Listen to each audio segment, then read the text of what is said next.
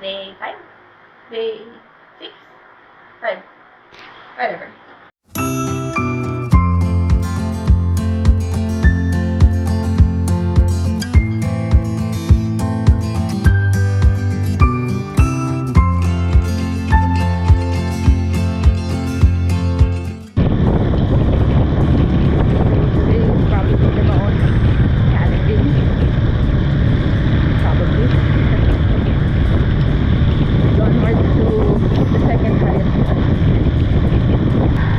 Ilagay ko yung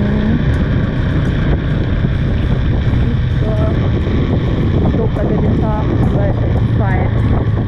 All things considered, okay na ba? I'm hoping for clear roads and have a safe ride today.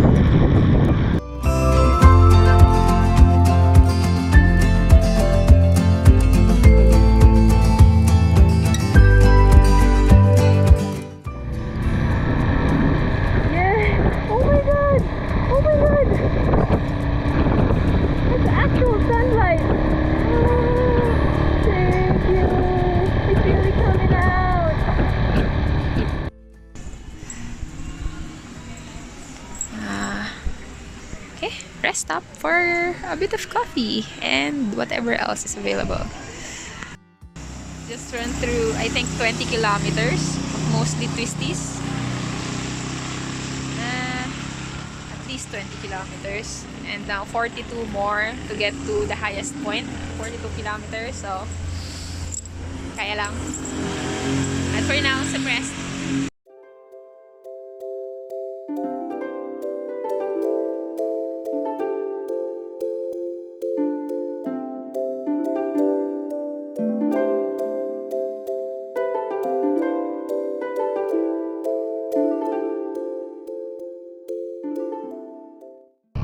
Look at that. I wonder what those are. Lettuce, maybe? They look like trout. Right now, the eating is 1 hour 15 minutes to the second highest point, but with my pace, probably longer than that. So probably 2 hours.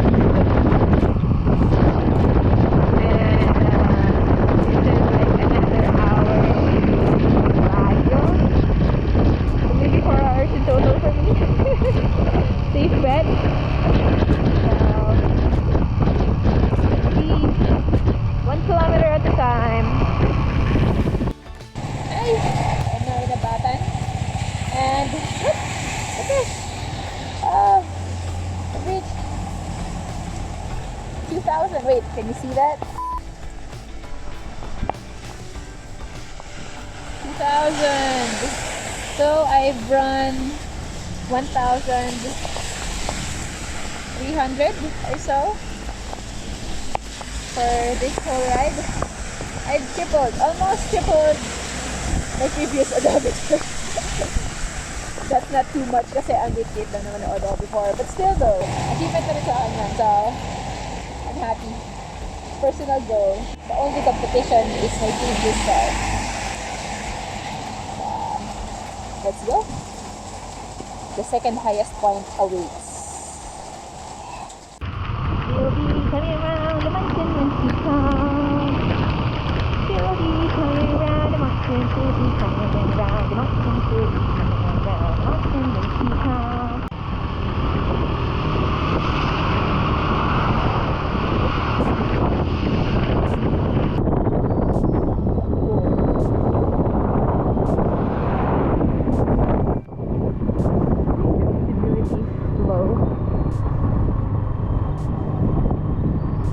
That I have fog lights, so it's not too bad right now. Okay.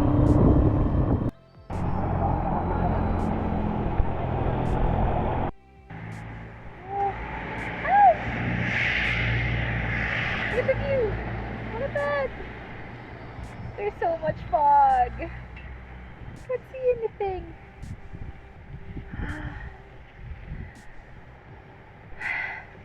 About 30 30 kilometers more to the second highest point and 80 kilometers more to Baguio. 1 kilometer at a time. Let's go.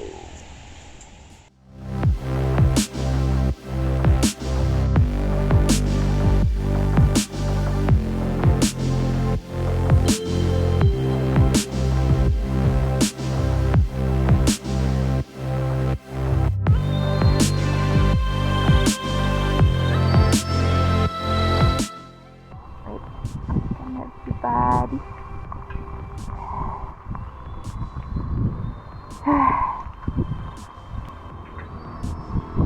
So awesome.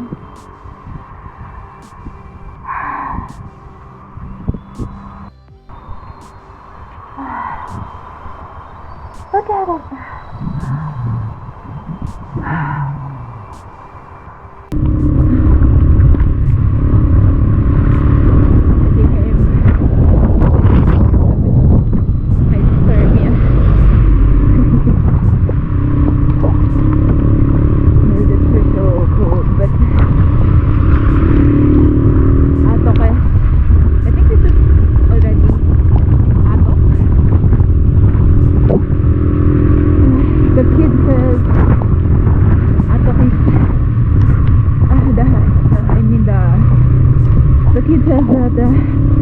Second highest point.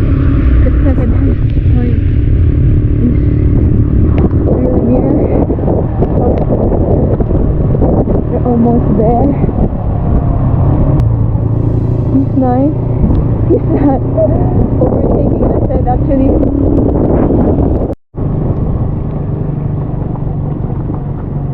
landslide.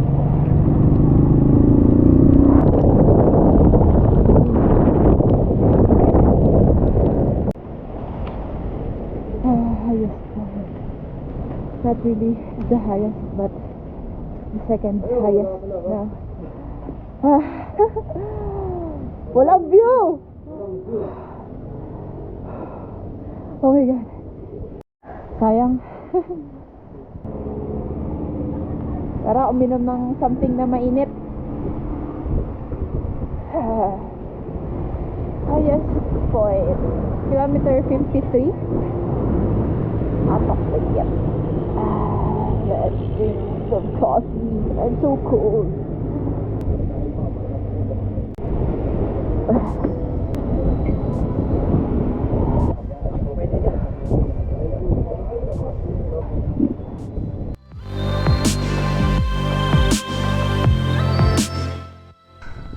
Highest point.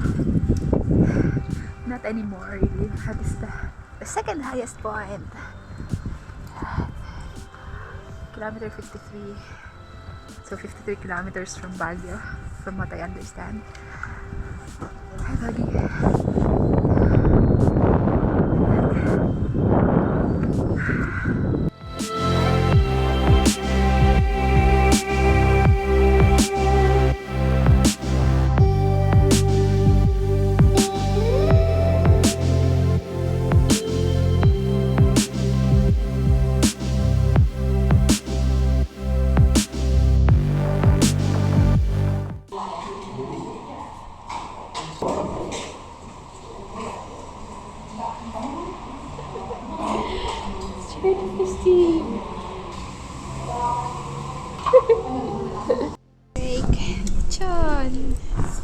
Chubsuy? Sabaw?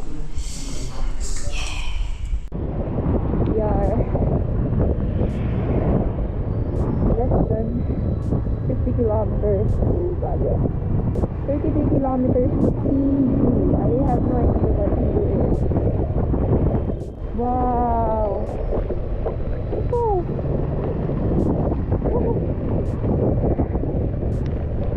Can you see that? Oh, wow.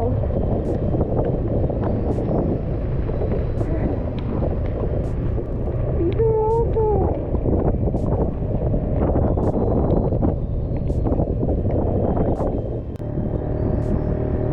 Baguio, asal ka na? So I just passed a sign, an establishment. Atok still. Atok is big.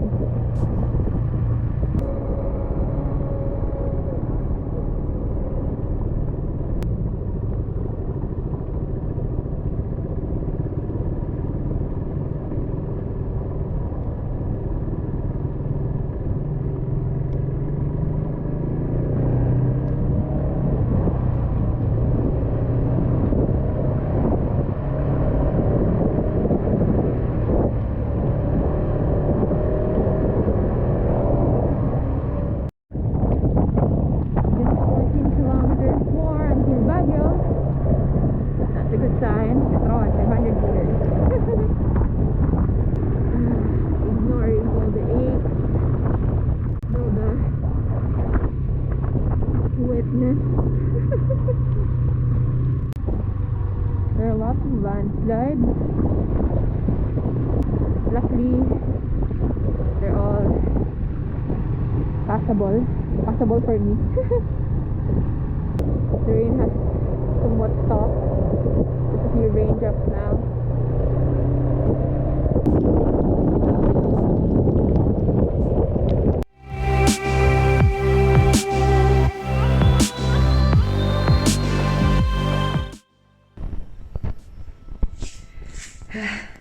So I'm in a transient house now. Didn't get to video the ride over nor the efforts to find the place, but I've settled in for the night. These are today's casualties. Receipts, my passport, my stuff. And this is lunch. Dinner. This is dinner for the day. Yeah, 3 rice.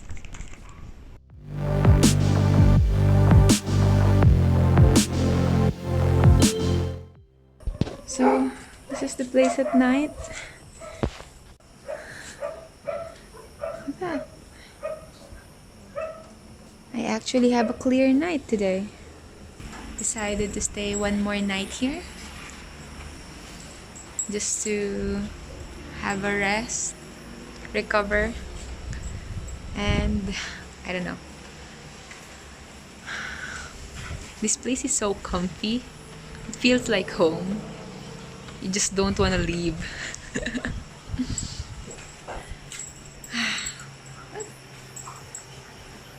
It's such a nice night. If only it weren't so cold. And if only I'm not that weak to cold weather.